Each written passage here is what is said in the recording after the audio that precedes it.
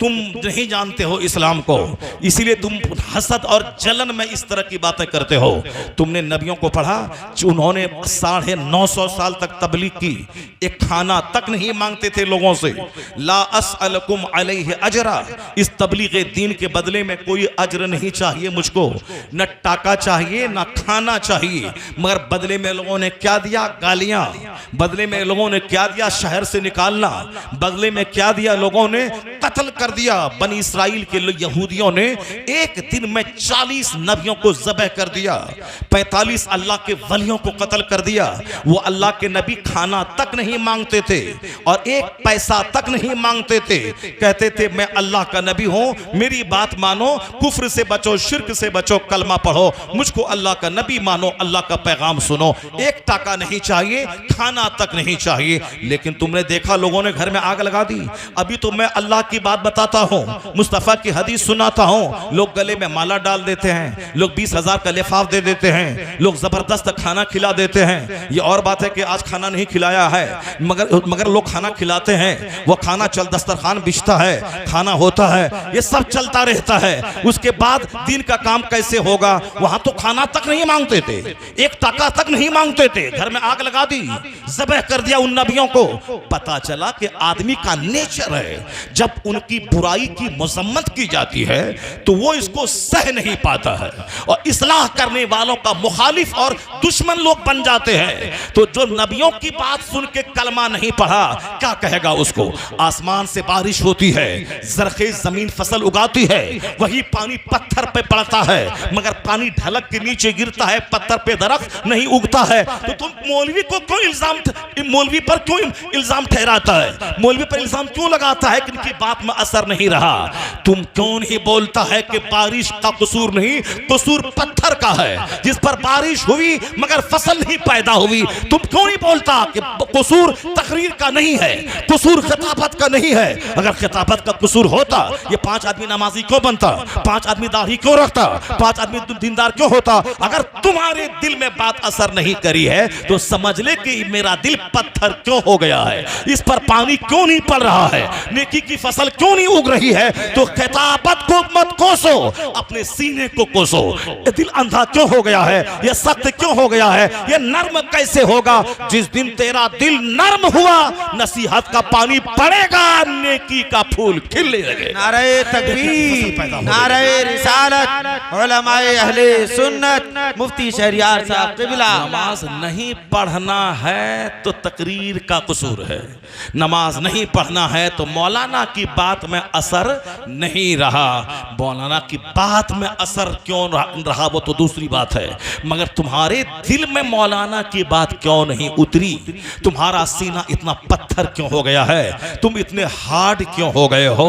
मैंने कहा था 15वीं शाबान में खानकाहों में जौ की रोटी खिलाई जाती है, सजदा करवाया जाता है, लेकिन आज हल खानकाह में झगड़ा शुरू है, केस मुकदमा है। हम पीर साहब का बड़ा बेटा है, हम गद्दी नशी बनेंगे क्योंकि बड़े बेटे को हक पहुंचता है, मैंने बाप की बड़ी खिदमत की है। छोटा बेटा बोलता है, छोटा बेटा बड़ा लाडला होता है बाप का, मेरे बाप ने मुझको खूब चूमा चाटा है, प्यार किया है, इसीलिए हम गद्दी नशी हम बनेंगे क्योंकि छोटा बेटा बाप का प्यारा होता है। अब ये दोनों केस कर दिया कि हम बने कि वो बने, बाप ने ये लिखा सबूत दिया है ये बनेगा। मैंने कहा क्यों ये जंग है, एक खानकाह के लिए क्यों लड़ाई करता है, कोर्ट में क्यों गया है कि हम गद्दी नशी रहे, ये गद्दी नशी रहे, चारों बेटा लड़ रहा है यही 2 टका के लिए? क्यों? क्योंकि वो डीएम तो बना नहीं, मास्टर तो बना नहीं, प्रोफेसर तो बना नहीं, हाफिज कुरान तो बना नहीं, मेहराब में तरावी सुनाने वाला बना नहीं, फकीह बना नहीं, मुफ्ती बना नहीं, वो तो अजमेर का मुजाविर क्यों वो आला हजरत के खानदान से लड़ता है?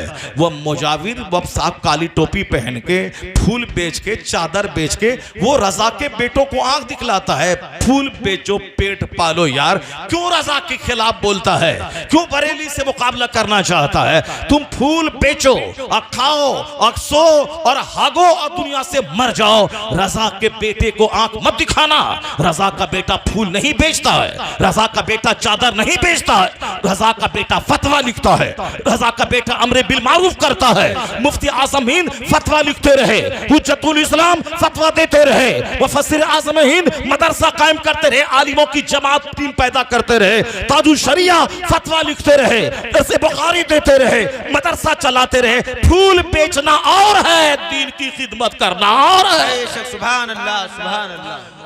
रजा का बेटा फूल नहीं बेचता है, रजा का बेटा फतवा लिखता है, रजा का बेटा किताब लिखता है, रजा का बेटा अमर बिल मारूफ करता है, रजा का बेटा इस्लाम के मुसलमानों के उलझे हुए मसाइल का हल देता है। तो बरेली से क़यादत होती है, वहाँ से रहनुमाई होती है, वहाँ से मार्गदर्शन होता है। और अजमेर का मुजाविर दूसरों की जेब पे हाथ डाल के पैसा लूटता है, औरतों का पर्स भी लूटता है और फूल बेचता है। और जो फूल चाहा उसी को बार बार चाहवा के पैसा कमाता है। जो पैसे फूल बेच के कमाने वाला ये क्या जाने रजा कौन है, मुफ्ती आजम हिंद कौन है, हुज्जतुल इस्लाम कौन है। रजा वो है कि जो शेख पंजाब से पूछ रजा कौन है। शेख पंजाब आए बरेली, आला हजरत को देखा। जब लौटे मुरीदों ने पूछा, बड़ी तैयारी के बाद बरेली गए थे, क्या देखा बरेली में? कहा बरेली में यही देखा, एक तरफ मुस्तफा जाने रहमत है, वह बता रहे हैं अहमद रजा लिख रहे हैं। तकबीर,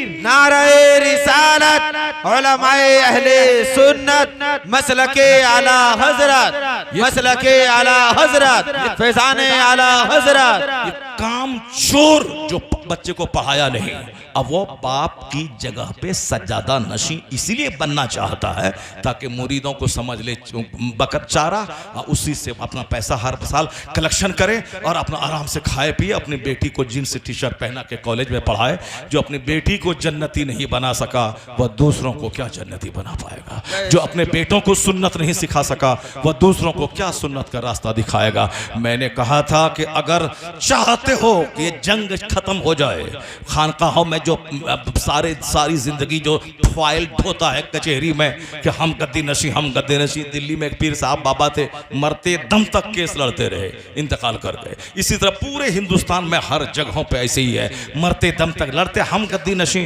दूसरा भाई बोलता हम गद्दी नशी। एक माँ के पेट से पैदा होने वाला दोनों भाई या 2 टाका के शौक में सारी जिंदगी कचहरी डरता रहा, लड़ता रहा, कुछ नहीं हुआ। मैंने कहा सुनो, अगर हर पीर एक शर्त लिख दे कि जो भी मेरा गद्दी नशी होगा उनके लिए मेरी वसीयत यह है कि मरते दम तक नमाज़े पंजगाना बा जमाअत पढ़ेगा, हर महीने में अय्यामे 20 यानी 13, 14, 15 के रोजे रखेगा, हर हफ्ते में पीर और जुमेरात को अमाल पेश होते हैं या दोनों दिन रोजा रखेगा, तहज्जुद भी पढ़ेगा, इशराक भी पढ़ेगा, चाश्त भी पढ़ेगा, अव्वाबीन भी पढ़ेगा।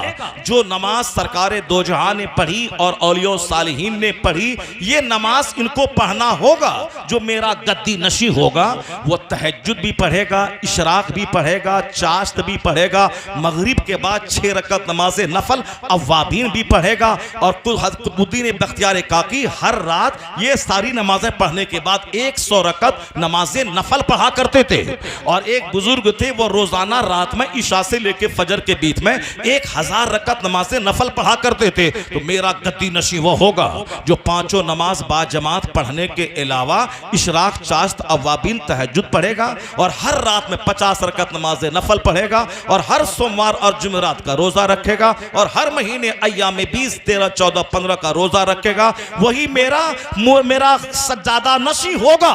मैं कसम खा के कहता हूं कि अगर कोई पीर ऐसा लिख दिया तो 4 बेटा फाइल लेके कचहरी नहीं दौड़ेगा, वो चारों एक दूसरे पर थोपेगा कि तू ही गद्दी नशी बन जा, तू ही गद्दी नशी बन जा, तू ही गद्दी नशी बन जा, मैं नहीं, तू इसके काबिल है, सब दूसरे पे थोपेगा। इसलिए मसले का हल जहां तबीयत के मुताबिक ढूंढा जाता है, मसले का हल नहीं निकलता। जहां मुस्तफा की सुन्नत और शरीयत के मुताबिक मसले का हल ढूंढा जाए, वो 1 मिनट में मसले का हल निकल आता है।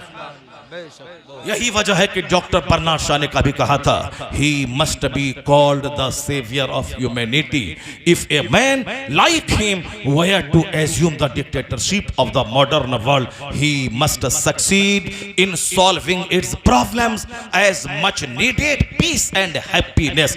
मुसलमान चूंकि नबी को पढ़ता नहीं है, इसीलिए वो नहीं जानता है कि सरकारे दो जहां के इरशादात में क्या क्या सब नुस्खे पोशीदा हैं। मगर जॉर्ज बर्नार्ड शाह यूरोप का दानिश्वर वो आखिरी बात कह दिया कि इस्लाम के पैगंबर वो मानवता के रक्षक का नाम है, इंसानियत के मुहाफिज का नाम है। अगर दुनिया इस्लाम के पैगंबर को अपना रहनुमा मान ले तो बर्नार्ड शाह कहते ही मस्त